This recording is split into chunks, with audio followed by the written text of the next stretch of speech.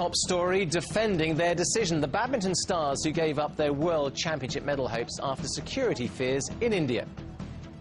We just thought we needed to get out of there. It wasn't a safe place for us.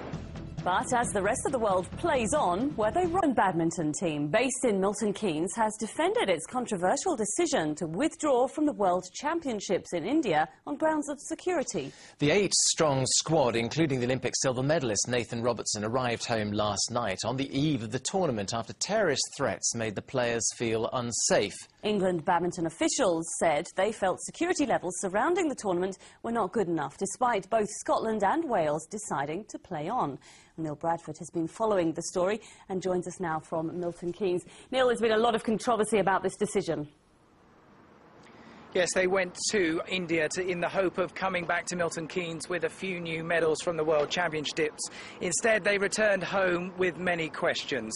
Did they overreact, or was this a decision based on their security really at risk? They'd been in the country just over 24 hours, but they hadn't even played a game of badminton before returning on the plane back to Milton Keynes.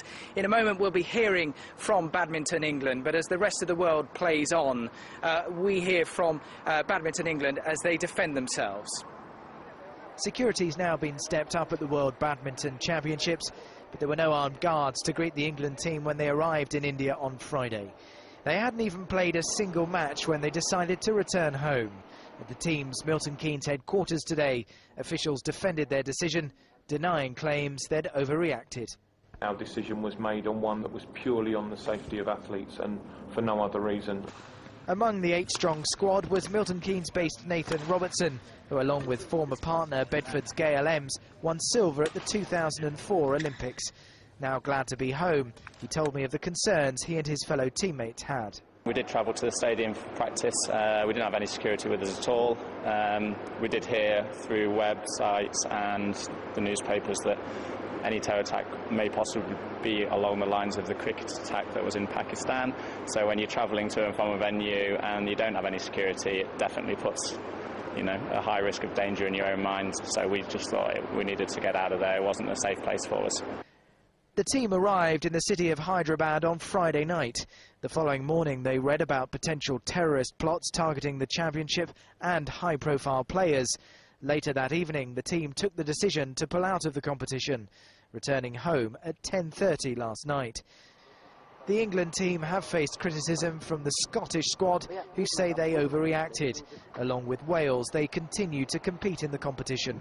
For officials in Milton Keynes, calling the England squad home was not an easy decision. Nobody wants to be bullied or intimidated by terrorist activity. But it sounds like you were intimidated enough to leave the country. Well, I think we acted responsibly. I think that once we knew that there was a risk to our athletes, what we decided to do was to collectively meet and decide what the next course of action was. Could we seek the reassurances? That wasn't immediately forthcoming. We had no option but to come home. Badminton England has apologised to their Indian hosts and the International Badminton Federation. Officials say it is no reflection on how the team feels about taking part in next year's Commonwealth Games, also in India. Well, joining us now is Ian Moss, the Player Performance Director at Badminton England in Milton Keynes. Good evening, Mr. Moss. Thanks for joining us this evening. First of all, can you just clarify something for us? Was this an official threat? Was this an official warning of a terrorist threat? Or was this merely the reaction to a newspaper report by you? Firstly, this was a reaction to a newspaper article in the Times of India on the front page, and certainly something that our athletes saw as they came down for breakfast in the morning. Having said that, we certainly did due diligence in checking with our embassy and assessing the risk that we were putting our athletes in, knowing that this area itself was an area that we had to be quite vigilant in our security concerns. But in that case, was there ever an official request from the embassy then for you not to stay on? No, the embassy gave us good advice in terms of the importance of, as I said, remaining vigilant. Ultimately, they said we had to make our own decision. We then followed up, obviously, with our training for the day, and coming back from our training that day, collectively, we felt that the level of security that was expected was not there for our level of comfort, and as a result, we made a team decision that it was not appropriate to put our athletes and staff at risk for the long term. I understand that, but can you understand why people are saying this is an overreaction, particularly when you've got the likes of Wales and Scotland staying out there? I guess my comment there is that, in my opinion, you can never overreact when it comes to personal safety, and I certainly do not hope that anything happens this week, and I hope that the Worlds go well. But for us, we had 19 people there, and there was not a level of comfort that was reasonable enough for us to consider continuing on. So we didn't really overreact, in our opinion. And if you had the chance to make a different decision, would you make the same decision again, or would you change your mind? And looking ahead to 2010 in Delhi for the next Commonwealth Games, will you go? Most definitely. We look at everything as a unique situation. We did due diligence leading up. Our international organisation did their best to provide us with the best level of information possible, and it's likewise with the Commonwealth Games. We expect that there'll be a large effort towards security, and we will assess it accordingly. All right, Ian Moss, Badminton England, thank you very much for joining us this evening. A teenage girl and a middle-aged man have been arrested on suspicion of murder following 2 deaths in Ipswich. Just before 11 o'clock yesterday morning, police were called to a flat on Victoria Street where they found a woman dead. Then, at 4 o'clock this morning, they discovered the body of a man at an address in Limerick Close. And it's from there that we can now join our correspondent Matthew Hudson. Matt, it's been a pretty dramatic 36 hours there. Yes, indeed. 36 hours and 2 suspicious deaths. As you say, it was about 4 o'clock the emergency services received a call to say that a man had died in the first-floor flat behind me. The paramedics and police arrived to discover that was, in fact, the case. The man is believed to be in his 40s.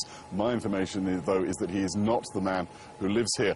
And now 2 doors down from where the victim lives, there's a man who has CCTV camera, which is trained more or less on where I'm standing now. His tape has been passed to the police, who say it is of interest to them. I spoke to him a little while ago and asked him what he had seen last night. I woke up at 5:45. I looked out the window, I see the police cordon. I got up, I walked my dogs around the park. I came back, I looked on my video camera, I fast-forwarded it on search. The last half an hour, you see the 2 people from the gentleman's flat and the pit bull dog run across the road. So I rewound it and I heard her shout, "Hurry up." So, Matt, are police linking these 2 murders? Well, yes, at this stage they are. The other incident, of course, as you say, Victoria Street, the body of a woman also believed to be in her 40s was discovered yesterday morning. At about 8 o'clock this morning, 2 people were arrested. They are a 15-year-old girl and a 41-year-old man. They're being questioned on suspicion of murder. The police say that all 4 people involved, the 2 victims and the 2 people under arrest, do know each other. We don't have the identities of any of them at this stage. Matt, thank you.